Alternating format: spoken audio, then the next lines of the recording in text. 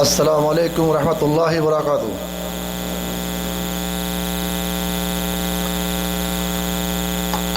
Programme کی شروعات جو ہے قرآن شریف کی تلاوت سے شروع کرتا ہوں انشاءاللہ۔ میں شیخ حمدان کو دعوت دیتا ہوں آ کے قرات کریں۔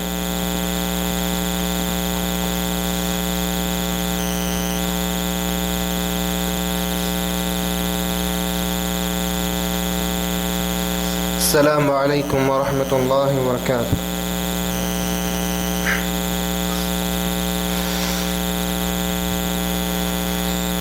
اعوذ باللہ من الشیطان الرجیم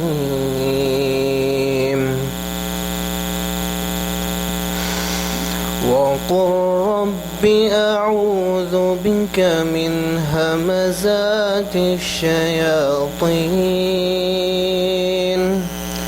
واعوذ بک رب ان يحضرون حتى إذا جاء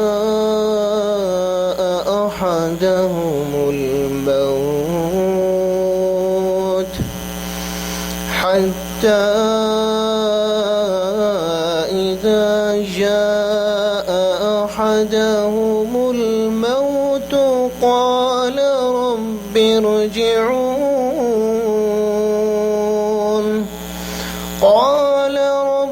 ارجعون لعلي أعمل صالحا فيما تركت كلا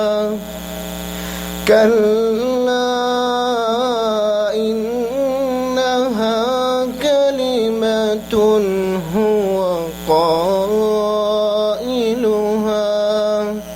ومن ورائهم برزخ إلى يوم يبعثون فإذا نفخ في الصور فلا أنساب بينهم يومئذ ولا يتساءلون فمن ثقلت موازينه فأولئك هم المفلحون ومن خفت موازينه فأولئك الذين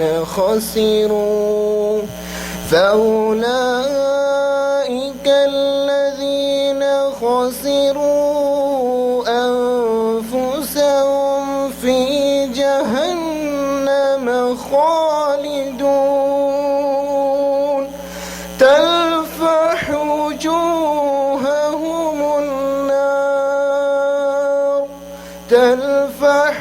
وجوههم النار وهم فيها كالحون۔ السلام علیکم۔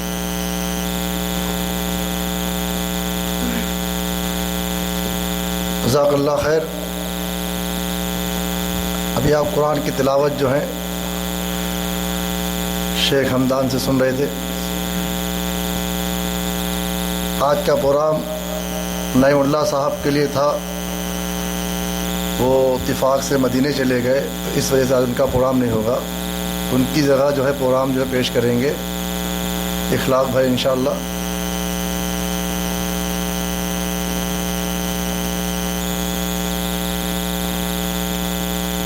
الحمدللہ الصلاۃ والسلام علی رسول اللہ، اما بعد، اعوذ باللہ من الشیطان الرجیم، بسم اللہ الرحمن الرحیم۔ والعصر ان الانسان لفی خسر الا الذین آمنوا وعملوا الصالحات وتواصوا بالحق وتواصوا بالصبر۔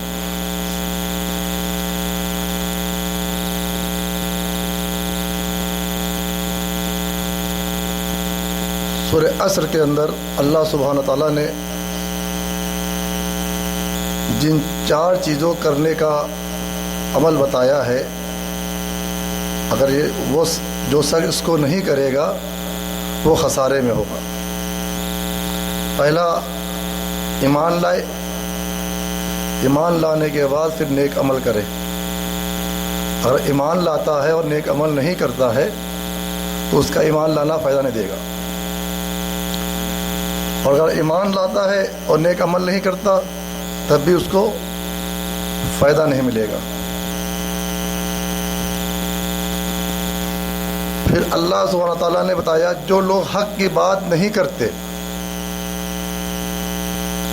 جو لوگ حق کی بات نہیں کرتے تو ان کو بھی فائدہ نہیں، وہ بھی خسارے میں ہے۔ اور کوئی حالات آ جائیں، مصیبت آ جائے یا اور کوئی حالات آ جائے، اس پہ صبر نہیں کرتا تو وہ بھی انسان جو ہے خسارے میں۔ آج معاشرے میں جو سب سے زیادہ پریشانی اور سب سے زیادہ مصیبتوں کا معاملہ آیا وہ صرف حق تلفی کی وجہ سے آیا۔ وتواصوا بالحق، لوگوں کو حق کی تلقین کرو۔ آج آدمی حق کہنے سے ڈرتا ہے اور حق کے اوپر عمل کرنا بھی وہ دشوار سمجھتا ہے۔ یہ ایک معاشرے کی بہت بڑی برائی ہے۔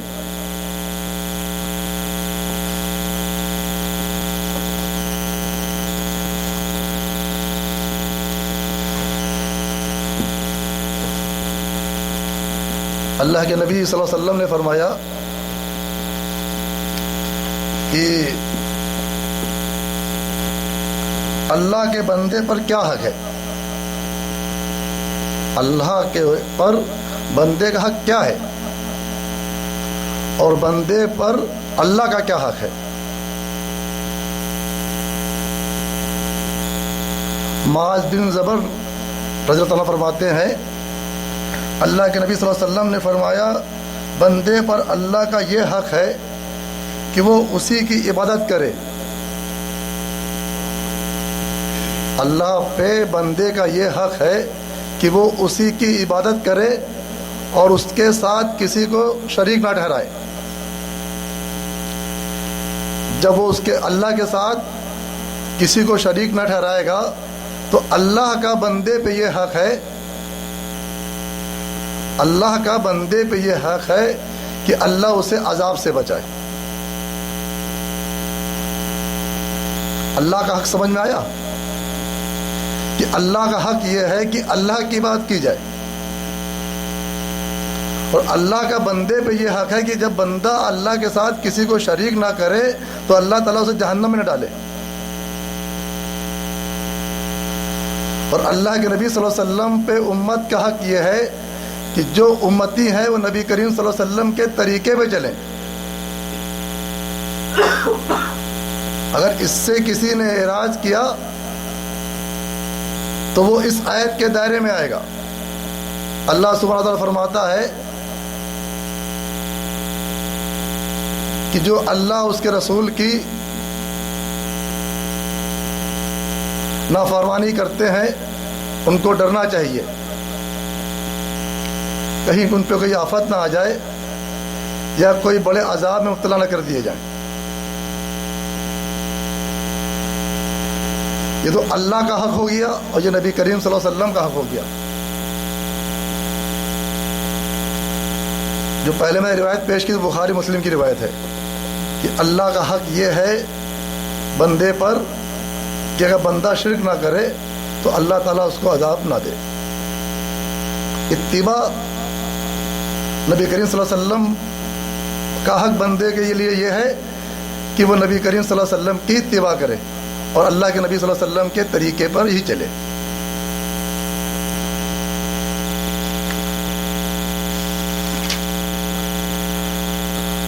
اور والدین کا حق ہے، اللہ کی عبادت کے بعد ماں باپ کا حق ہے۔ کیا ہم اپنے ماں باپ کا حق ادا کرتے ہیں جس طریقے سے اللہ تعالیٰ نے فرمایا ہے؟ جس طریقے سے نبی کریم صلی اللہ علیہ وسلم نے ہم کو طریقہ بتایا اپنے ماں باپ کے ساتھ حسن سلوک کرو، ان کا حق ادا کرو، کہ ہم نے ایسا کیا؟ بہن بھائیوں کا حق، کیا ہم شریعت کے حساب سے اللہ اور اس کے رسول صلی اللہ علیہ وسلم کے بتائے ہوئے طریقے کے حساب سے کرتے ہیں، دیتے ہیں؟ اولاد کا حق،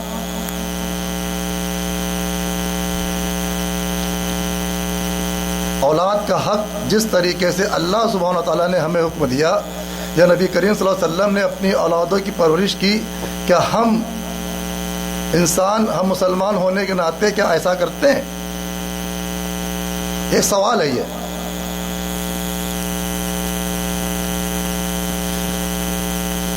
پھر پڑوسیوں کا حق، اللہ کے نبی صلی اللہ علیہ وسلم فرماتے ہیں تم مومن نہیں ہو سکتے جب تک کہ تمہارا پڑوسی تم سے محفوظ نہ رہے۔ کیا ہم ادا کرتے ہیں؟ یہ سماج کی سچائی ہے۔ لین دین کے معاملے میں ہم جو کاروبار کر رہے ہیں اس کے اندر اتنی خرابی آج پیدا ہو چکی ہے کہ وہاں پہ حق نام کی چیز ہی نہ رہ گئی۔ جو جس کے ہاتھ میں پھنس گیا اس نے اس کا حق دبا لیا۔ ایک مالدار غریب کا حق دبا لیتا ہے، ایک مزدور جو ہے جس کے پاس کام کرتا ہے اس کا حق دبا لیتا ہے۔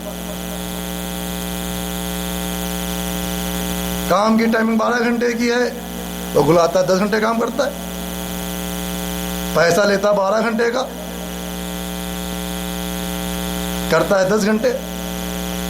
کوئی کہتا ہے ہمارا کاریگر فلاں ایسا ہے، کوئی مزدور ہمارا ایسا ہے۔ جس طریقے سے مالک کا حق ہے کہ وہ مال کو اس کے وقت پہ پیسہ دے دیا جائے، اسی طریقے مال کا بھی فرض بنتا حق ہے کہ جو فیصلہ ہے اس کے مطابق کام کرے۔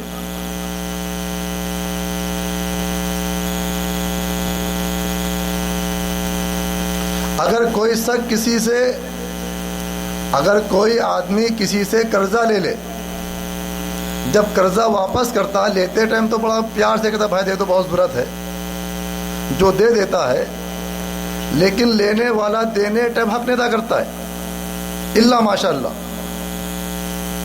قرضے کی واپسی جھگڑا ہو کے ہوتی ہے۔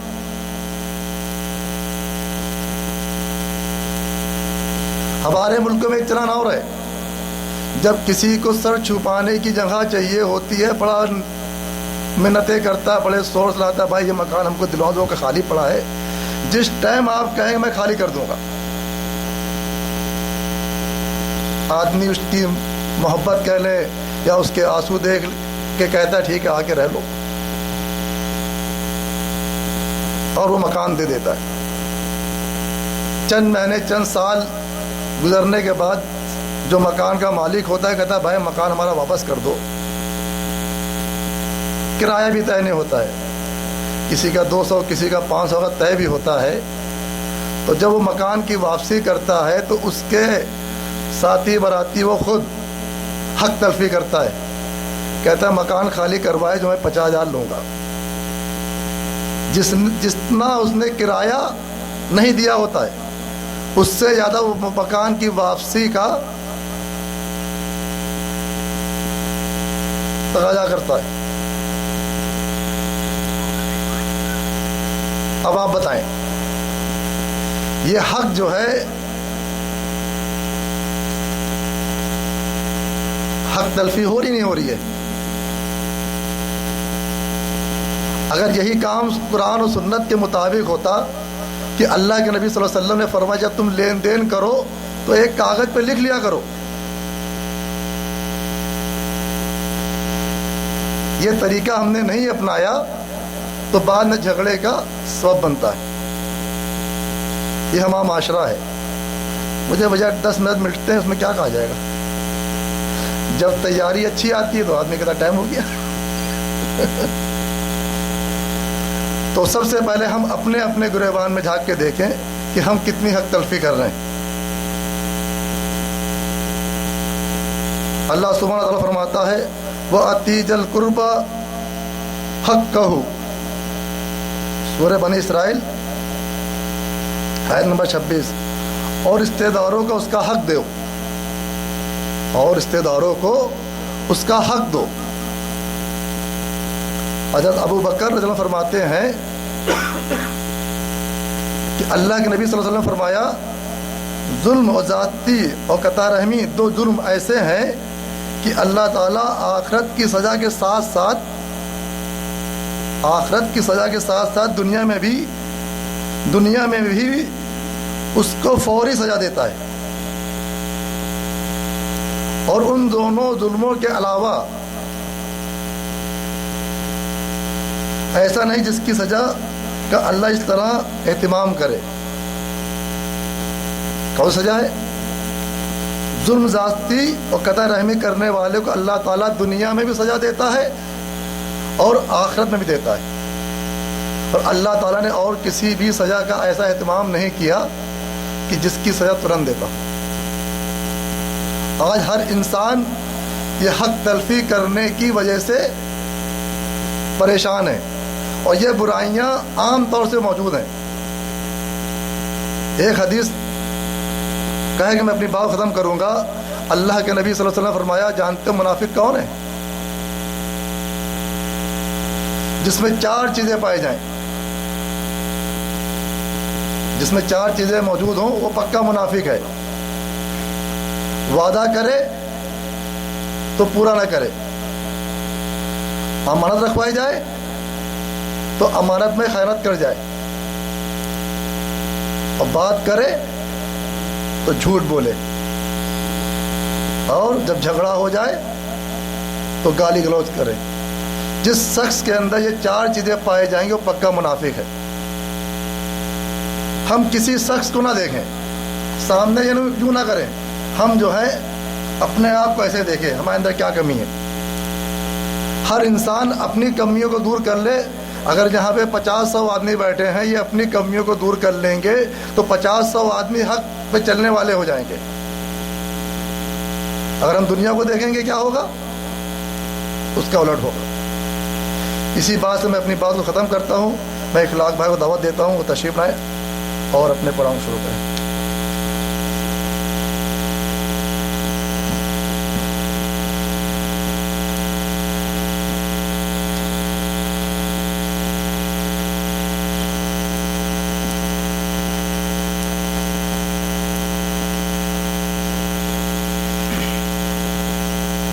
السلام علیکم ورحمۃ اللہ وبرکاتہ۔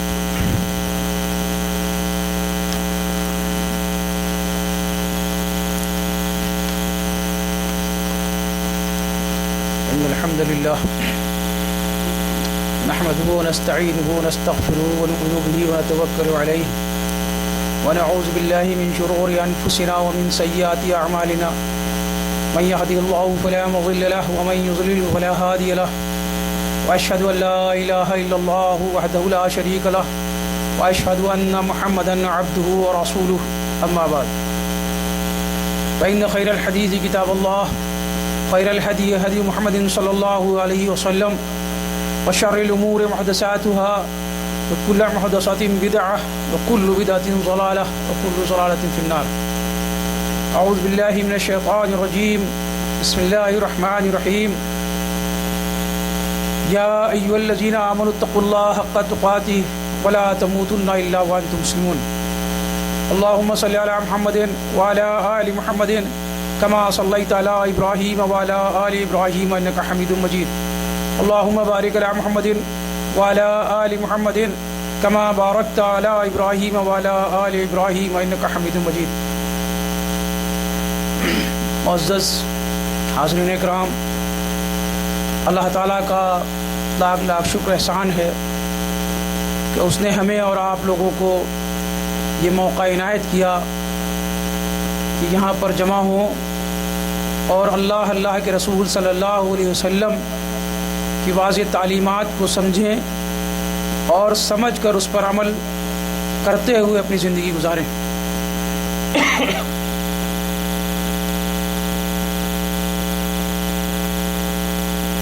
بات حق سے شروع ہوئی.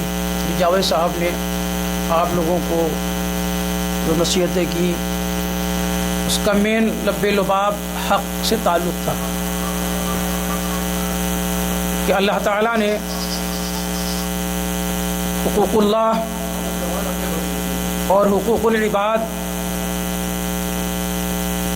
دو الگ مفہوم بیان کیے ہیں. ایک ہے حقوق اللہ، ایک ہے حقوق العباد. لیکن اللہ تعالیٰ ایک دوسری جگہ فرماتا ہے کہ وَلَا تَلْبِسُوا الْحَقَّ بِالْبَاطِلِ وَتَكْتُمُونَ الْحَقَّ وَأَنْتُمْ تَعْلَمُونَ، کہ تم لوگ حق کو خلط ملط نہ کرو اور حق کو باطل سے نہ ملاؤ.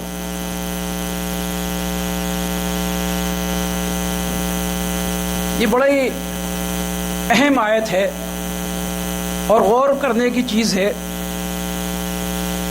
کہ آیا حق کے ساتھ باطل کو نہ ملانے کی بات جو اللہ تعالیٰ نے کی ہے، آیا وہ باطل ہے کیا؟ کون سے وہ اجزاء ہیں، کون سی وہ چیزیں ہیں جس کی طرف اللہ تعالیٰ نے توجہ دلائی ہے؟ تو ہمیں یہ سمجھنا ہے کہ حق کیا ہے اور باطل کیا ہے. اللہ نے اس طرف امت مسلمہ کی یاد دہانی کیوں کرائی؟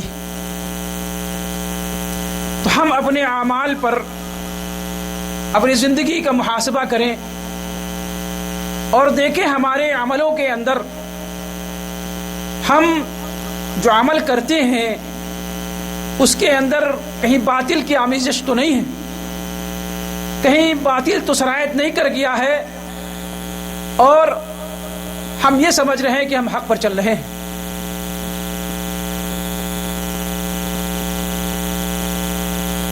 شیطان جو ہے اس کا ایک کام ہے، دیکھیں کہ شیطان نے اللہ تعالیٰ سے یہ وعدہ کیا کہ اللہ ہم تیرے سیدھے راستے پر بیٹھیں گے، ان لوگوں کو بھٹکائیں گے جو تیرے سیدھے راستے پر آئیں گے. اب یہ غور طلب ہے کہ سیدھے راستے پر ہیں کون لوگ، کیسے سمجھا جائے کہ سیدھے راستے پر کون چل رہا ہے اور شیطان کس کے پیچھے ہے، شیطان کے کتنے حربے ہیں. آج ہم حق کے ساتھ دعویٰ تو کرتے ہیں کہ ہم حق پر ہیں. ہم اپنی عبادتوں کو دیکھیں، اپنی نمازوں کو دیکھیں، اپنے روزوں کو دیکھیں، اپنی زکاتوں کو دیکھیں، ہم اپنے تمام وہ معاملات کو دیکھیں جن کا تعلق حق کے ساتھ ہے کہ آیا ہم دعویٰ کر رہے ہیں یا کہ کہیں پر ہم باطل کا شکار ہو گئے ہیں.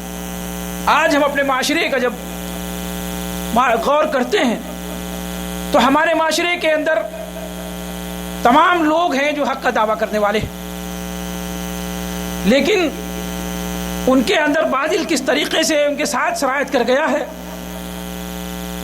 کس طریقے سے خلط ملط انہوں نے دین کو کر دیا ہے، یہ سمجھنے کی ضرورت ہے. اللہ تعالیٰ نے سب سے پہلے دیکھیں کہ ہمیں حق کی دعوت کہاں سے ملے گی، ہمیں حق ملے گا کہاں سے، ہم کیسے سمجھیں کہ ہم حق پر ہیں کہ ناحق ہیں، اور جو عمل ہم کر رہے ہیں یہ صالح ہے کہ نہیں.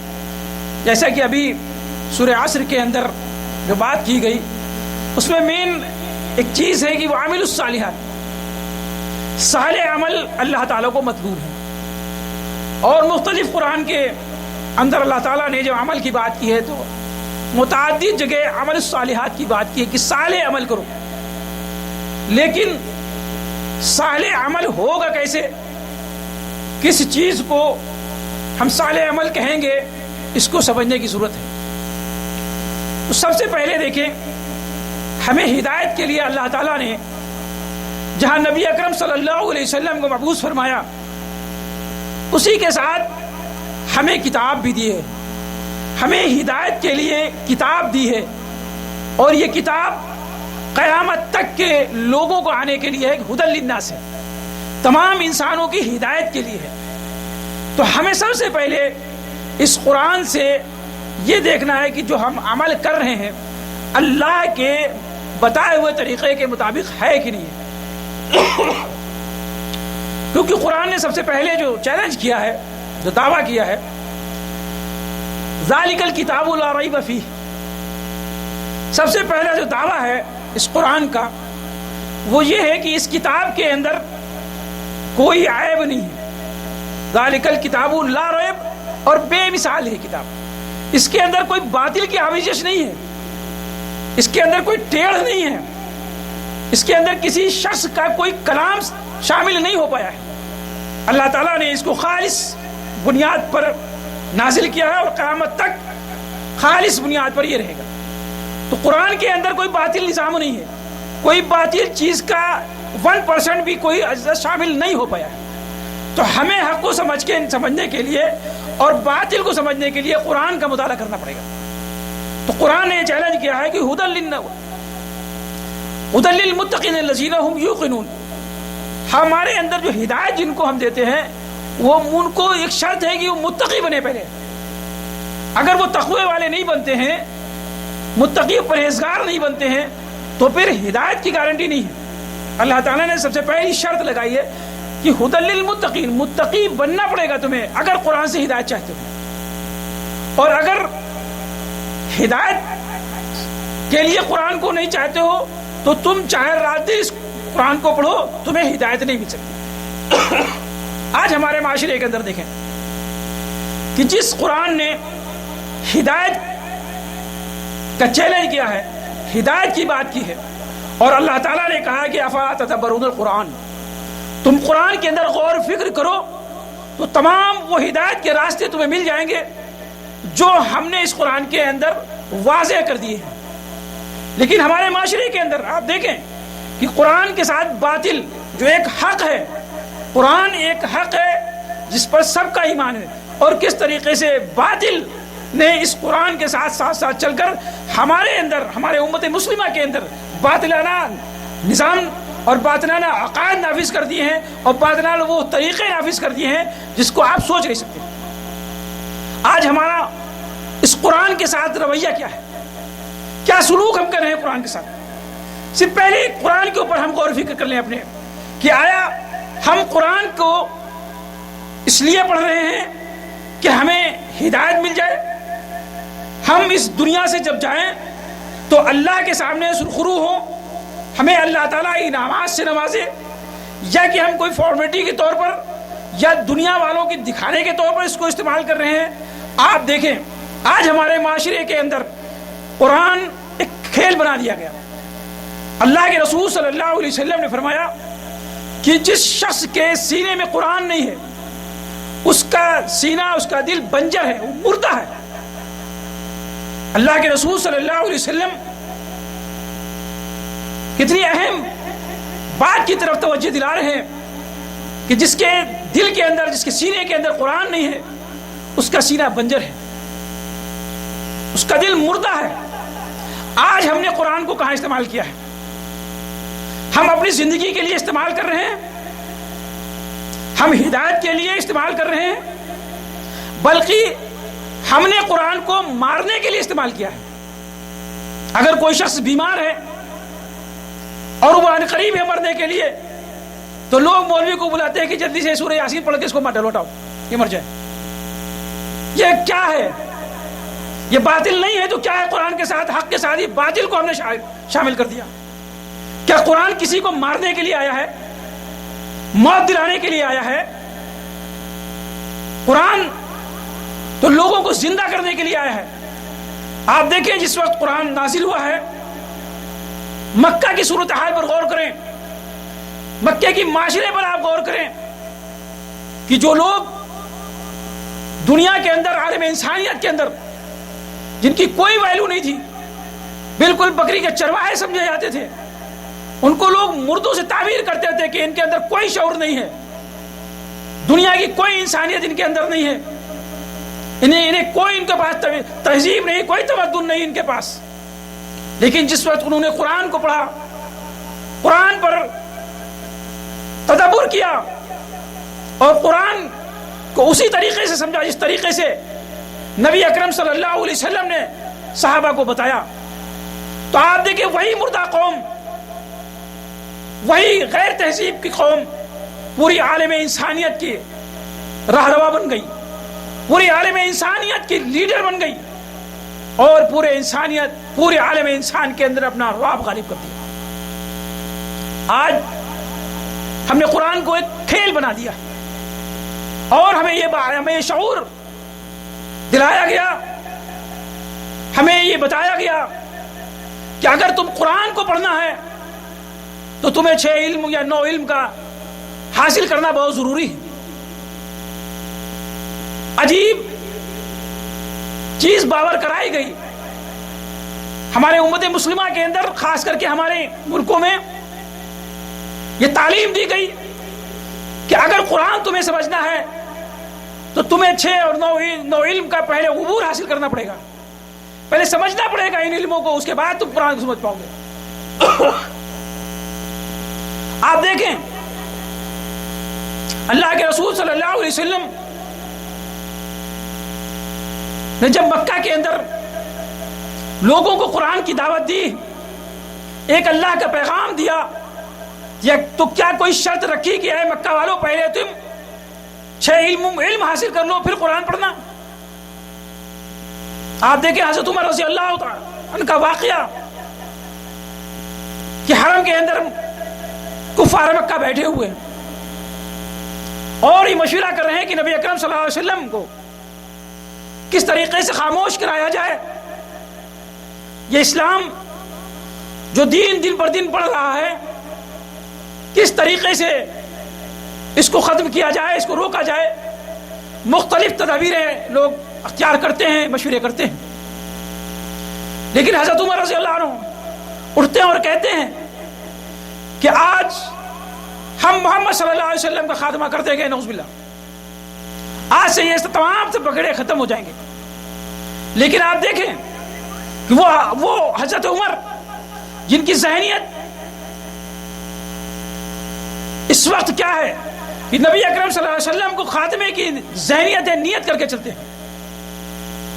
دل کے اندر شیطان نے تمام فطور پیدا کر دیے، لیکن جب حضرت عمر اپنی بہن کے گھر پہنچتے ہیں اور وہاں پر ایک آیت سنتے ہیں، اس ایک آیت نے آپ کے ذہن اور دل کو سب کو بدل کر رکھ دیا. حضرت عمر نے کون سے علوم حاصل کیے تھے؟ تاریخ گواہ ہے کہ حضرت عمر رضی اللہ تعالیٰ عنہ اسی وقت اس آیت سے متاثر ہو گئے، کوئی علم نہیں حاصل کیا. آج ہمارے اندر ہم کو یہ تعلیم دی جا رہی ہے، یہ مشورے دیے جا رہے ہیں کہ اگر قرآن کو سمجھنا ہے تو پہلے تم ان تمام علوم کو حاصل کرو پھر قرآن سمجھ پاؤ. تو یہ باطلانہ طریقہ، یہ باطلانہ نظام ہمارا قرآن کے ساتھ ہے. قرآن کے اندر خلط ملت تو نہیں کر پائے، قرآن میں کمی زیادتی تو نہیں کر پائے، لیکن قرآن کو پڑھنے سے پڑھنے سے تو روک لیا، قرآن کو سمجھنے سے لوگوں کو روک لیا. یہ کیا کم باطلانہ نظام لایا گیا؟ یہ حقوق کے اوپر کیا کم باطلانہ ڈاکہ ڈالا گیا کہ اللہ تعالیٰ نے جب تمام پوری انسانیت کے لیے ہدی للناس کہہ دیا، کہیں پر کوئی شرط نہیں لگائی کہ تم پہلے علوم حاصل کرنا. کون سی یونیورسٹی تھی پہلے، کون سے مدارس تھے جہاں یہ علوم حاصل کیے جاتے تھے؟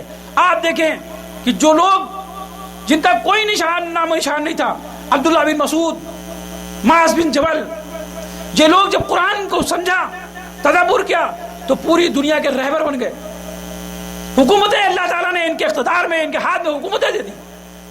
آج ہم کو یہ مشورہ دیا جا رہا ہے کہ تم قرآن کو نہیں سمجھ سکتے ہو، تم قرآن کو نہیں سمجھو گے جب تک کہ یہ علم نہیں حاصل کرو گے.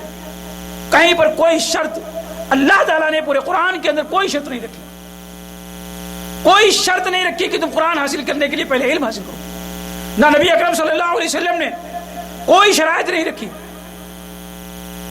اسی طریقے سے ہماری عبادتیں دیکھیں جس کی بنیاد اسلام پر ہے، بنی الاسلام علی خمس.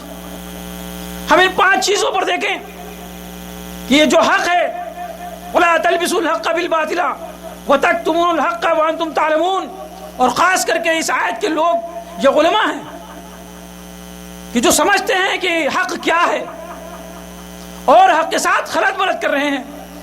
اللہ کہہ رہا ہے ان کو معلوم ہے، وَأَنْتُمْ تَعْلَمُونَ، ان کو معلوم ہے حق کیا ہے، اس کے باوجود یہ حق کے ساتھ خلط ملط کر رہے ہیں۔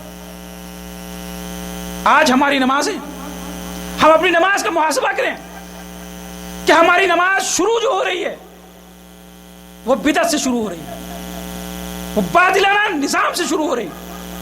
جو حق ہے، نماز حق ہے، اور اس حق میں باطل کا شامل ہونا، ہم غور کریں کہ ہماری شروعات اور ہمارا اختتام کس عقائد پر، کن چیزوں پر ہو رہا۔ بدعت سے شروع ہو رہی ہے ہماری بنیاد اسلام لقب، سب سے پہلا ارکان جو ہے کامیابی کا توحید کے بعد، وہ ہماری بدعت سے شروع ہو رہی ہے اور بدعت پر ختم ہو رہا ہے۔ عزیز ساتھیو، اس آیت کو دیکھیں آپ کہ اللہ تعالیٰ نے کس بات کی طرف توجہ دلائی ہے۔ کہیں ایسا تو نہیں کہ ہم اپنی عبادتیں تو کر رہے ہیں، ہم نماز بھی پڑھ رہے ہیں، ہم وہ تمام چیزیں اپنائے ہوئے ہیں جو اللہ تعالیٰ نے ہمیں احکام دیا، لیکن کہ خالص مخلصین لہ الدین، ہمارے پاس خالص دین ہے؟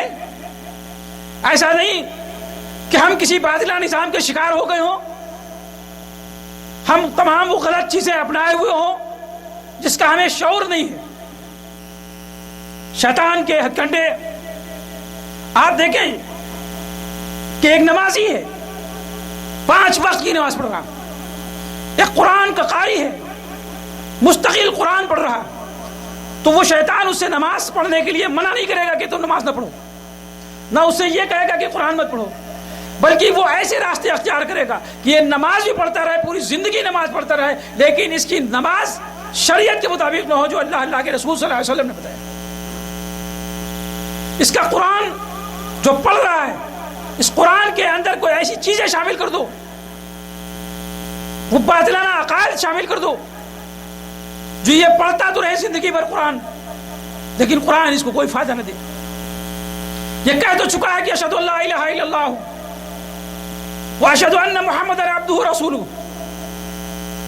یہ اللہ کی گواہی تو دے رہا ہے، ایک معبود کے گواہی تو دے رہا ہے، لیکن ایک معبود کو پکارنے کے ساتھ ساتھ، ماننے کے ساتھ ساتھ ایسے باطل عقائد اس کے ذہن میں ڈال دو، ایسی چیزیں اس کے سامنے لا کے رکھ دو کہ یہ اللہ کو بھی مانے اور باطلہ نظام کو بھی مانے۔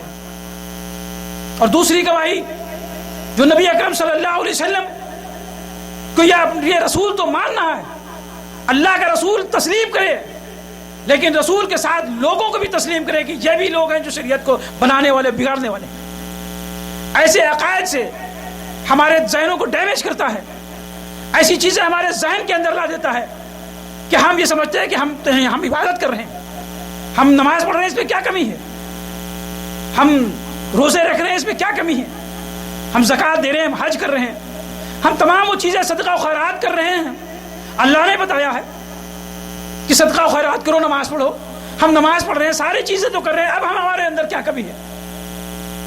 لیکن آپ دیکھیں کہ شیطان کس کے ساتھ ہے، کس کی طرف توجہ دیتا ہے؟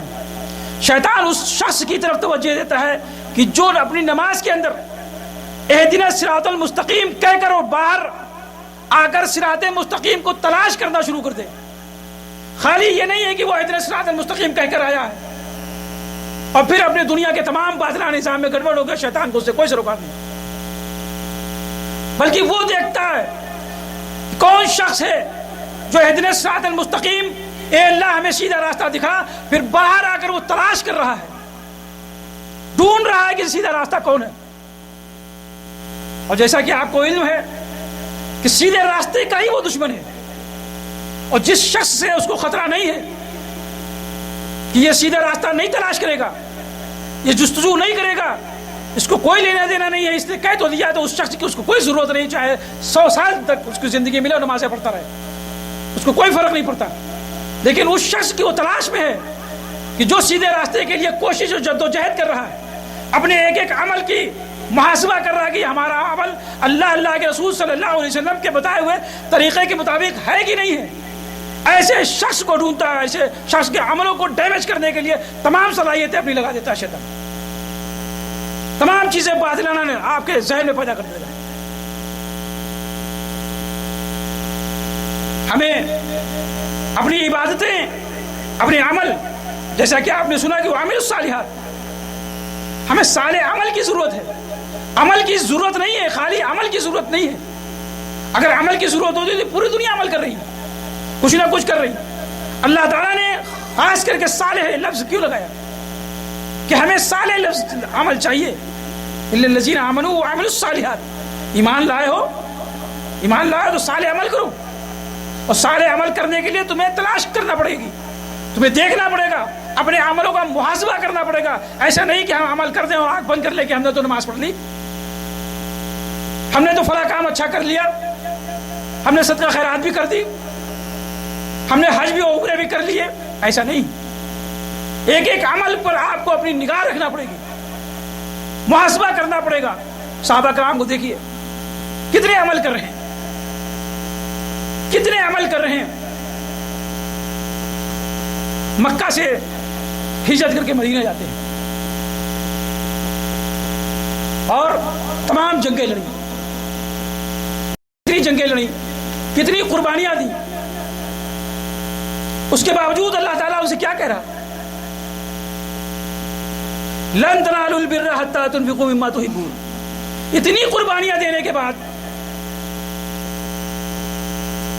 کہ سب کچھ نچھاور کر دیا اللہ کی راہ میں. جہاں پر جو چیز کی ضرورت آئی، مال کی ضرورت آئی مال لٹا دیا، جان کی ضرورت پڑی جانیں لگا دی. سب کچھ لٹانے کے بعد پھر بھی اللہ کہہ رہا ہے لن تنالوا البر حتى تنفقوا مما تحبون. اور ہم سوچیں کہ ہم اگر ذرا سا کوئی کام کر لیا تو مطمئن ہو جاتے ہیں. جب ہم تو نماز پڑھ رہے ہیں، ہم تو عمرہ کر کے آ گئے، ہم تو حج کر آئے، لیکن کیا یہ چیزیں ختم ہو گئی اور ذمہ داریاں ہم پر سے ختم ہو گئی؟ ہم محاسبہ کریں اپنا. اور محاسبے کے لیے دو ہی چیزیں ہیں ہمارے پاس، اللہ کے رسول صلی اللہ علیہ وسلم کے احکامات. ان دو چیزوں سے اپنا محاسبہ ہم کر سکتے ہیں کہ ہم جو عمل کرنے جا رہے ہیں اس عمل کے لیے جو لازم شرطیں ہیں، جو چیزیں اللہ تعالیٰ نے بتائی ہیں، ان احکام کے مطابق ہے کہ نہیں. اور اگر ان کے مطابق نہیں ہے تو باطل نظام کو آپ کو سمجھنا پڑے گا کہ باطل ہے کیا چیز. حق کے ساتھ باطل ہے. اگر باطل نہ ہوتا، غلط چیزیں نہ ہوتی تو اللہ تعالیٰ اس طرف توجہ دلانے کی ضرورت کیوں تھی؟ اس کا مطلب ہے کہ حق کے ساتھ باطل آپ کے روبرو چل رہا ہے. جہاں پر آپ چوکے، جہاں پر سے کہیں سے آپ کی مسٹیک ہوئی، باطل آپ کے ساتھ میں شامل ہو جائے اور ہمیں پتہ بھی نہیں چلے گا. شیطان ہمیں کس طریقے سے برقرار لے.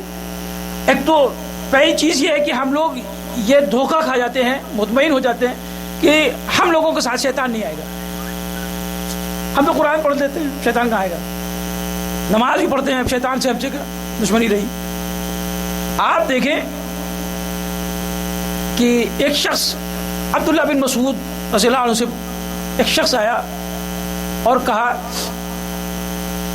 کیا ہے عبداللہ، یہ مدینہ کے یہودی جو ہیں یہ کہتے ہیں کہ ہم لوگ جب نماز پڑھتے ہیں تو ہمیں کوئی وسوسے نہیں آتے، شیطان ہمیں نہیں گڑبڑ کرتا، وسوسے نہیں ڈالتا، اور جب ہم لوگ نماز پڑھتے ہیں تو بڑے وسوسے آتے ہیں. شاید ہی کوئی شخص ہو جو اس وسوسوں سے بچ جائے. نہ ادھر اللہ اکبر کا، ادھر دنیا کے وسوسے شروع ہو جاتے ہیں. بہرحال وسوسے آنا کوئی ایسا مسئلہ نہیں ہے. تو عبداللہ بن مسعود جو جواب دیتے ہیں، دیکھیے کتنا بہترین جواب ہے. عبداللہ بن مسعود کہتے ہیں کہ ان یہودیوں نے بالکل صحیح کہا، ان یہودیوں نے بالکل صحیح کہا ہے.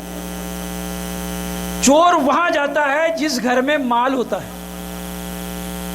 اور جس گھر میں کچھ ہوگا نہیں وہ شیطان چور کیا کرے؟ تو ان کو یہودیوں کو ایمان سے اور اس سے لینا دینا ہی نہیں ہے، تو شیطان ان کو کیا ورگلائے گا؟ ان پہ کیا وسوسے وہ پیدا کرے؟ تو وسوسے ہمارے اندر پیدا ہوتے ہیں، تمام طریقے سے شیطان ہمیں گڑبڑ کرنے کی کوشش کرتا ہے۔ تو ہمیں شیطان کے وسوسوں کو سمجھنا ہے، کن کن چیزوں سے وہ ہمارے عقائد ہوں، ہمارے عبادات ہوں، ہمارے معاشرتی معاملہ ہو، ہمارا معاشی معاملہ ہو، ہمارا کاروباری معاملات ہوں، ہمارے رہن سہن کے معاملے ہوں، ہمارے والدین کے معاملات ہوں، ہمارے پڑوسی کے معاملات ہوں، کس طریقے سے وہ ہمیں ڈیمیج کرتا ہے آپ سوچ نہیں سکتے۔ تمام وہ چیزیں وہ ہتھ کنڈے استعمال کرتا ہے کہ جو ہمارے حق کو، ہمارے حق کے نظام کو باطل کے ذریعے وہ ڈیمیج کرتے، وہ تمام تدبیریں وہ استعمال کرتا ہے۔ اللہ تعالیٰ سے دعا ہے کہ ہمیں صحیح معنوں میں حق کو سمجھنے کی توفیق عطا فرمائے اور صحیح معنوں میں عمل صالح کرنے کی توفیق عطا فرمائے۔ السلام علیکم ورحمۃ اللہ وبرکاتہ۔ سبحان ربک رب العزۃ عما یصفون۔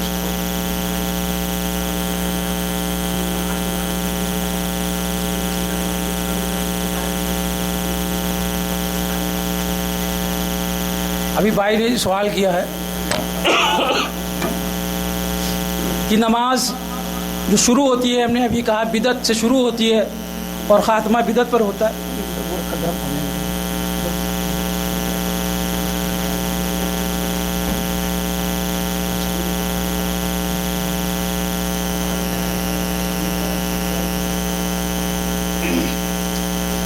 عزیز ساتھیوں،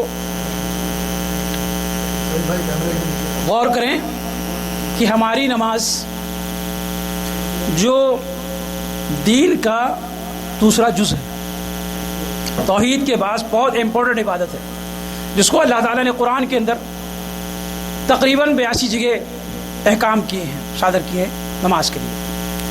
اور یہ نماز کی فضیلت ہے کہ اللہ تعالیٰ نے نبی اکرم صلی اللہ علیہ وسلم کو معراج پر یہ تحفہ دیا ہے۔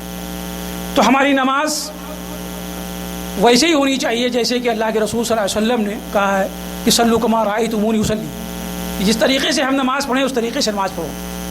آج ہم جو نماز پڑھتے ہیں، سب سے پہلی بدعت وضو سے شروع کرتے ہیں ہم، جبکہ نماز کے لیے شرط ہے وضو۔ اللہ کے رسول صلی اللہ علیہ وسلم نے فرمایا کہ نماز کے لیے شرط ہے وضو، اور جس کا وضو صحیح نہیں ہے اس کی نماز صحیح نہیں۔ تو وضو کے لیے آپ دیکھیں کہ وضو میں بدعت کہاں پر شروع ہوئی ہے۔ وضو میں جو گردن کا مسح ہے اس کا حکم کہیں پر نہیں ہے۔ وضو میں سب سے پہلی بدعت یہ ہے کہ گردن کا جو مسح کیا جاتا ہے اس کی کوئی روایت کہیں سے موجود نہیں۔ دوسری چیز، جب نماز ہم شروع کرتے ہیں تو سب سے پہلے ہم نیت کرتے ہیں۔ نیت کرتا ہوں میں 4 رکعت نماز ظہر یا جو بھی ٹائم ہو یا جو بھی وقت ہو۔ ایک جگہ قرآن کے اندر ایک ہے، میں وہ آیت بھول رہا ہوں، کہ اللہ تعالیٰ نے کہا ہے کہ کیا تم اپنی نیکیوں کا ہمیں شمار کراؤ گے، ہمیں بتاؤ گے جب ہم سمجھیں کہ تم کیا کرنے جا رہے ہو۔ تو اللہ تعالیٰ کو کیا ہم یہ بتائیں نیت کر کے کہ اللہ ہم 4 رکعت فرض ظہر پڑھنے جا رہے ہیں، وقت ظہر ہے؟ کیا اللہ کو علم نہیں ہے کہ یہ بندہ کیا کرنے جا رہا ہے؟ اللہ کو ہمیں بتانا پڑے گا۔ نبی اکرم صلی اللہ علیہ وسلم کی نماز کے تعلق سے یہ روایت ہے کہ حضرت بلال رضی اللہ عنہ جب تکبیر کہتے تھے تو نبی اکرم صلی اللہ علیہ وسلم حجرے سے تشریف لاتے تھے اور آگے سب سے پہلے آپ صفوں کو سیدھا کراتے تھے۔ صفوں کو سیدھا کرا کر آپ اللہ اکبر سے نماز شروع کر دیتے تھے۔ حضرت عائشہ رضی اللہ عنہ کی ایک حدیث ہے کہ نماز شروع جو ہے اللہ اکبر سے، تکبیر اللہ اکبر سے شروع ہوتی ہے اور خاتمہ سلام پر ہوتا ہے۔ لیکن ہم آج ہمارے یہاں جو نماز رائج ہے وہ نیت سے ہے، نیت کرتا ہوں میں 4 رکعت، نیتوں سے شروع ہوتی ہے. سب سے پہلی بدعت نماز سے پہلے جو شروعات ہوتی ہے یہ ہے کہ جو ہم لوگ نیت کرتے ہیں. نیت کا کوئی بھی ایک روایت بھی نہیں ہے، نہ قرآن کے اندر ہے نہ حدیث کے اندر ہے. نبی اکرم صلی اللہ علیہ وسلم سے کہیں ثابت نہیں ہے کہ آپ نے کھڑے ہو کر نیت کیا ہو، بلکہ یہ ہے کہ آپ آتے تھے صف کو درست کرا کے اور تکبیر کے ساتھ اللہ اکبر سے آپ نماز شروع کر دیتے تھے. اس کے علاوہ کہیں سے کوئی ثابت نہیں. پھر اس کے بعد ہماری ختم جو ہو رہی ہے نماز، اگر وہ جماعت کے ساتھ ہے تو جماعت کے بعد جو اجتماعی دعا ہے اس کا تعلق بھی کہیں کوئی بھی روایت سے نہیں ہے کہ نبی اکرم صلی اللہ علیہ وسلم نماز کے بعد دعا کرتے تھے. یہ بھی ایک بدعت ہے. جبکہ یہ ہے کہ نبی اکرم صلی اللہ علیہ وسلم جب سلام پھیرتے تھے، غالباً حضرت ابو ہریرہ سے روایت ہے کہ آپ سلام پھیر کر مقتدیوں کی طرف چہرہ کر کے بیٹھ جاتے تھے، اور اگر کسی کو کوئی سوال کرنا ہوتا تھا تو آپ اس کا جواب دیتے تھے، یا کوئی نصیحت کرنا ہوتی تھی تو آپ نصیحت کرتے تھے، یا آپ کو ذکر کرنا ہوتی تھی تو ذکر کرتے.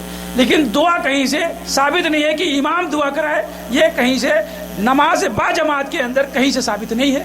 یہ دو تین چیزیں تھیں.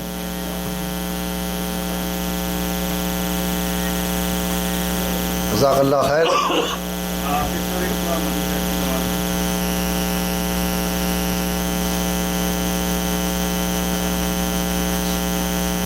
ایک اعلان آپ لوگ سن لیے، کل مغرب کی نماز کے بعد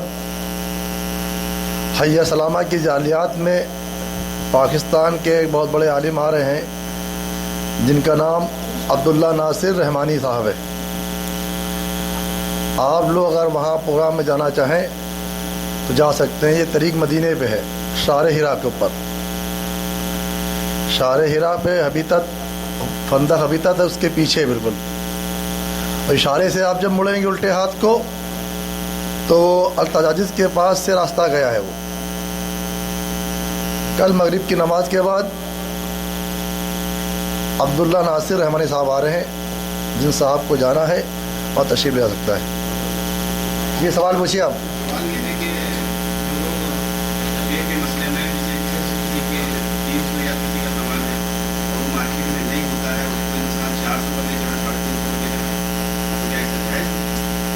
یہ بڑے کرنا سوال یار. اچھا ابھی ہوا کام ہے نا وہ. ہاں جی جی صحیح بات کر رہے ہیں آپ کی بات. نہیں وہ پروگرام کے تعلق سے ہوتا جو اب وہ کر رہے تھے پروگرام. ان کا کیا نام؟ رحمانی صاحب. ان کا کیا نام؟ نعیم اللہ صاحب جو کر رہے تھے ان کا پروگرام ایک موضوع کے ساتھ چل رہا تھا. جیسے آج پروگرام تو ان کا بیچ میں آ گیا تو بھائی نے سوال کر لیا. سوال کا ہمارا موضوع نہیں ہوتا ہے. آپ کی بات بالکل صحیح ہے.